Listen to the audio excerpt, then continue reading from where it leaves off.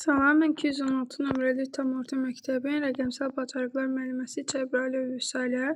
Bu günləri sizlərlə 2-ci sinif mövzusu olan informasiya prosesləri mövzusunun izahına baxacağıq. Gəlin əvvəlcə yada salaq ki, informasiya nədir? İnformasiya ətraf aləmdən aldığımız bütün məlumatlardır və informasiyanın müxtəlif növləri var. Biz onları hansı duyğu üzvlərimizdən qəbul edirik, gəlin ona baxaq. Biz bilirik ki, gözümüzlə qəbul etdiyimiz informasiya görmə, qulaqla qəbul edilən informasiya eşitmə, ağızla qəbul edilən informasiya dad, burunla qəbul edilən informasiya qoxu bilmə, əl ilə alınan informasiya isə toxunma adlanır. Burada bizim üçün belə bir nümunə yazılıb. Tutaq ki, limon sarıdır. Bu informasiya vizual informasiya adlanır. Çünki biz onu gözümüzlə görürük. Bugünkü dərsdə isə informasiya ilə necə işləməli olduğumuz haqqında danışmaq istəyirəm. Gəlin yeni mövzumuzun təhlilinə baxaq. İlk prosesimiz informasiyanın saxlanmasıdır. Biz bilirik ki, aldığımız bütün informasiyalar saxlanmaq olar və həmin informasiyaların saxlandığı yer informasiya daşıyıcıları adlanır. Baxın, burada şəkillər var. Kitab şəkli, dəftər, qayaüstü rəsmlər. Bunlar hamısı informasiyanın saxlanması prosesinə aiddir. Gördüyünüz kimi kitablarda informasiya saxlanılır və kitablar informasiya daşıyıcısı adlanır. Gəlin bir neçə nümunə çəkək informasiyanı saxlayan daşıyıcılar haqqında. Bu yaddaş kartları ola bilər, kitab ola bilər, dəftər ola bilər, qəzet və jurnallar da informasiyaya daşıyıcılarıdır. İkinci prosesimiz informasiyanın ötürülməsidir. Belə bir nümunə baxaq. Səbinə ev tapşırığını oxuyur. Ev tapşırığı informasiyadır. İnformasiyanın daşıyıcısı gündəlikdir. Səbinə informasiyanı oxuduğu üçün o informasiyanın ötürülmə prosesini icra edir. İnformasiyanın ötürülməsi üzrə nümunə göstərək.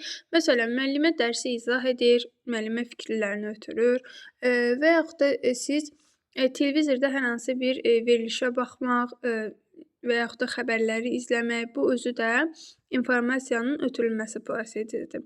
Və yaxud da deyirəm ki, şagird sual verir müəlliməyə, bu özü belə informasiyanın ötürülməsi prosesidir. Ötürülmə zamanı bildiyimiz kimi informasiya dəyişmir. İnformasiyanın emalı növbəti prosesdir. Baxın, bizə 21/15 kimi bir misal verilib. Bu misalı biz emal edirik, yəni informasiyanın formasını dəyişib misalın cavabını alıb. Misalımızın cavabı 6.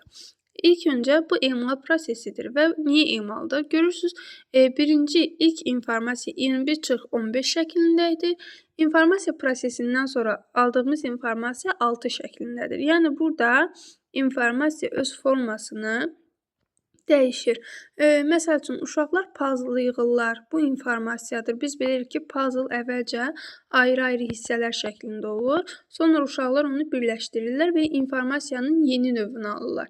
Puzzle yığmaq informasiyanın emal prosesidir. Misal məsələ həll etmək informasiyanın emal prosesidir. Şəkil çəkmək informasiyanın emal prosesidir. İndi gəlin bir də təkrar edək və bunu qısa qeyd kimi dəftərinizə də götürərsiniz. İnformasiyanın hansı prosesləri var? Ötürülmə, saxlama, emal. Bir də təkrar edək. Ötürülmə, saxlama, emal. Gəlin indi biraz bunları nümunələr üzərində izahına baxaq. Deyir, aktyorlar informasiya ilə nə edirlər? Gəlin baxaq. Aktyorlar tamaşanı izləyicilərə göstərirlər və bu da informasiyanın ötürülmə prosesidir. Onlar orada hansısa səhnəcik göstərirlər və izləyicilərə məlumat ötürürlər. İkinci baxaq. Rəssam şəkil çəkir. O informasiya ilə nə edir? İnformasiyanı saxlayır. Çünki biz bilirik ki, informasiya şəkil hər hansı bir kağızın və yaxud da albomun üzərinə çəkirilir və bu informasiyanın saxlanma prosesidir.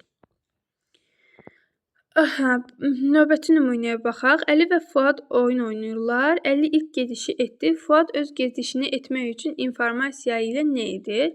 İnformasiyanı emal edir. Çünki bilir ki, yoldaşının Əlinin qoyduğu X qoyduğu yerə o öz işarəsini qoya bilməz. Ona görə də bu informasiyanın emal prosesi adlanır. Gəlin baxaq.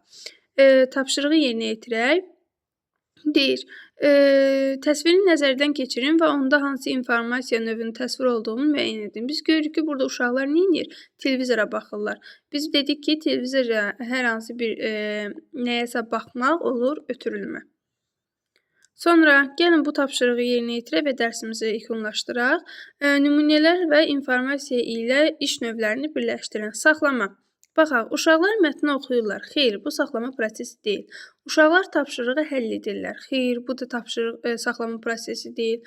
Uşaqlar tapşırığın həllini yazırlar. Bəli, bu saxlama prosesidir. Biz bilirik ki, tapşırığın həllini yazmaq saxlama prosesidir. Tutaq ki, uşaqlar məsələ həll edir, məsələnin həllini dəftərə yazırlar.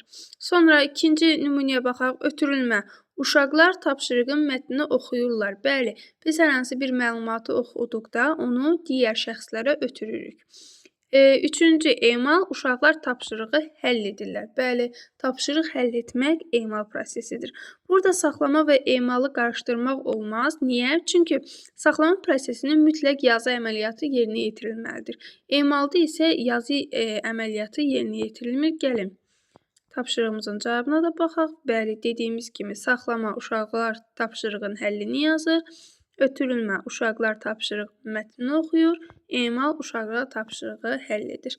Bugünkü dərsimiz bundan ibarətdir. Ümid edirəm qısa da olsa aydın şəkildə sizə izah edə bildim. Təşəkkürlər.